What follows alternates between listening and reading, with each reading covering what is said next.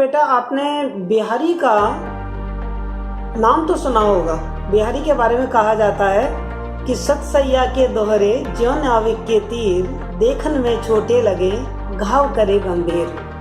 बिहारी रीति काल के कवि हैं बेटा। जैसे मैंने आपको बताया ना, हमारे हिंदी साहित्य का जो इतिहास है उसको हमने मुख्य रूप से 4 भागों में बांटा है। सबसे पहला आदिकाल है ना, 1050 से लेके और 1375 तक। फिर उसके बाद रीति काल जो 1700 तक चलता है, भक्ति काल है ना, और फिर भक्ति काल के बाद चलता है रीति काल जो 1700 से 1900 तक चलता है। तो ये जो बिहारी कवि हैं वो रीतिकालीन कवि हैं। और रीतिकालीन कवि में बिहारी ने, आप आश्चर्य करेंगे, सिर्फ एक ही पुस्तक लिखी है जिसका नाम है बिहारी सतसई। और बिहारी सतसई में लगभग 713 या 719, कुछ विद्वान 719 बताते हैं, इतने दोहे इसमें संकलित हैं। और एक एक दोहे का जो अर्थ है वो बड़ा गहरा, बहुत गहरा अर्थ है। बिहारी के दोहे में, एक एक दोहे में आप ये देखिए, यमक अलंकार, श्लेष अलंकार, अनुप्रास अलंकार, बहुत अलंकार प्रिय कवि थे बिहारी। और साथ ही विभिन्न प्रकार के, चाहे वो लौकिक हो या अलौकिक दुनिया के ज्ञान विज्ञान से भरपूर थे उनके दोहे। तो आज जो दोहा आप मुझसे पूछ रहे हो, अजो तरह ना ही रहे हो, श्रुति सेवते क्रम नाक बाग बेसर रहे हो, बस मुक्तन के साथ, ये दोहा भी एक काफी गंभीर और गहन अर्थ लिए हुए है। इस दोहे को समझने के लिए पहले हमें इस दोहे के जो कुछ शब्दार्थ है ना, उन शब्दार्थ को समझना अति आवश्यक है। यदि वो शब्दार्थ हम नहीं समझेंगे तो हम इस दोहे के अर्थ को अच्छी तरीके से नहीं समझ पाएंगे। और मैं आपको पहले ही बता दूं, इस दोहे में जबरदस्त श्लेष अलंकार है। और श्लेष अलंकार किसे कहते हैं, मैंने आपको पहले भी बताया है। श्लेष का मतलब होता है चिपकना, यानी कि एक ही शब्द से कई सारे अर्थ चिपके हुए हों। तो जब मैं आपको इस दोहे में प्रयुक्त शब्दों के अर्थ बताऊंगी तो आप मान के चलिए कि उस शब्द का एक अर्थ नहीं है, उस शब्द के कई अर्थ। जैसे अजो शब्द, अजो का मतलब है अब तक। ठीक, तर्योना, जो तर्योना शब्द है ये कान के आभूषण के लिए प्रयुक्त होता है। तर्योना कान के आभूषण के लिए प्रयुक्त होता है। पर देखो इसको तोड़ो, तर्योना, तरा नहीं, अलग अलग इसको करो तो तर्योनाज अर्थात जिसका उद्धार नहीं हुआ है। अर्थात इस तर्योना शब्द के 2 अर्थ निकले। एक तो निकला कान का आभूषण और दूसरा अर्थ निकला कि अभी तक तुम्हारा उद्धार नहीं हुआ। क्लियर? जब तक शब्द नहीं समझेंगे समझ नहीं आएगा। दूसरा लीजिए श्रुति। श्रुति शब्द है इसमें। श्रुति का मतलब एक तो होता है आपका कान, ठीक है, और श्रुति का मतलब होता है सुनना। और श्रुति कहते हैं वेदों को, जो वेद हैं उनको श्रुति साहित्य भी कहा जाता है। ठीक। सेवक, सेवक शब्द का मतलब है सेवा करना, ध्यान करना, निरंतर उसका जप करना। और सेवक का मतलब है शोभा बढ़ाना, अध्ययन करना। ठीक है। ऐसे ही इसमें शब्द आया एक नाक। नाक एक तो आपकी नासिका एक अर्थ, और एक नाक का अर्थ होता है स्वर्ग। ओके, समझ में आया आपको? ऐसे ही जो बेसर शब्द है, बेसर शब्द का एक अर्थ है नाक का, नाक पर पहने जाने वाला आभूषण, जो अपन पहनते हैं ना, नथ, है ना, बेसर, उसको बेसर कहा जाता है। और एक बेसर का मतलब है सामान्य व्यक्ति।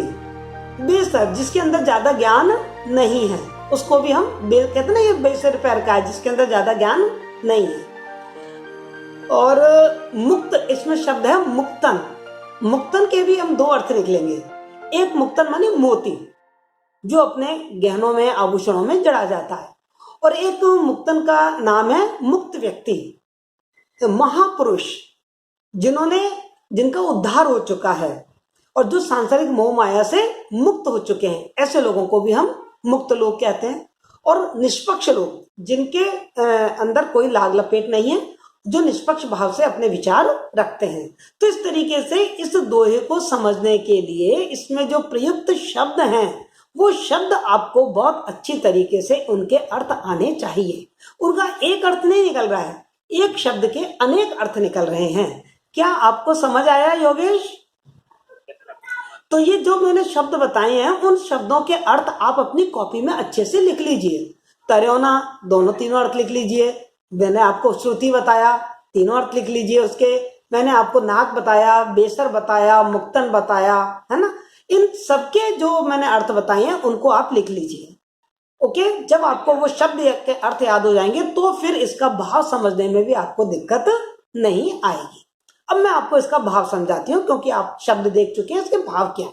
इसके 3 अर्थ निकलेंगे, दोहा एक है पर इसके अर्थ 3 निकलेंगे, क्योंकि मैंने क्या बताया आपको कि इस दोहे में श्लेष अलंकार है। और श्लेष अलंकार में क्या होता है, एक ही शब्द में कई अर्थ चिपके हुए होते हैं। तो इस एक दोहे में 3 अर्थ चिपके हुए हैं।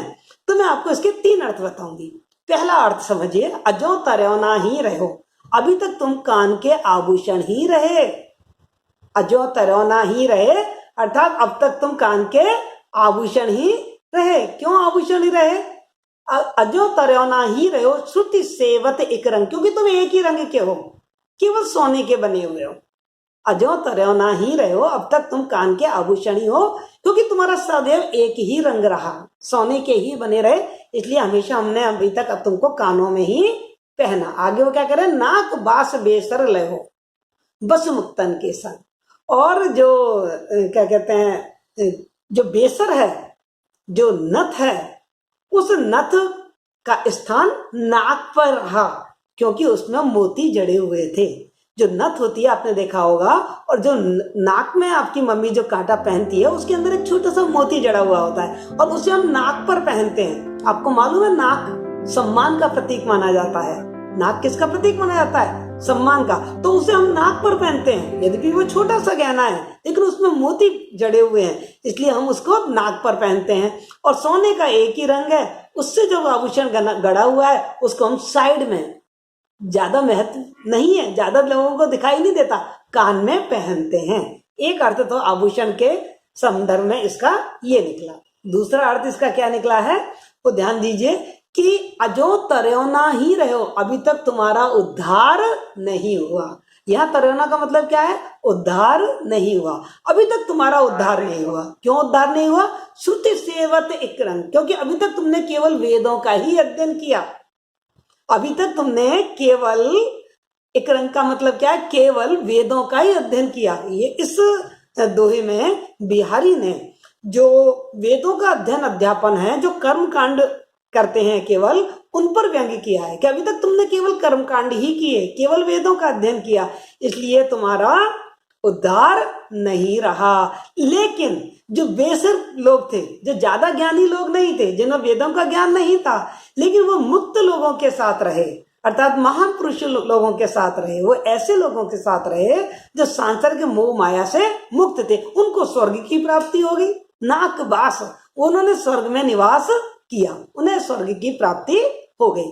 तो दूसरा अर्थ इसका क्या निकला कि अभी तक तुम्हारा उद्धार नहीं हुआ, क्योंकि तुमने केवल वेदों का अध्ययन अध्यापन, केवल वेदों का कर्मकांड का ही पालन किया।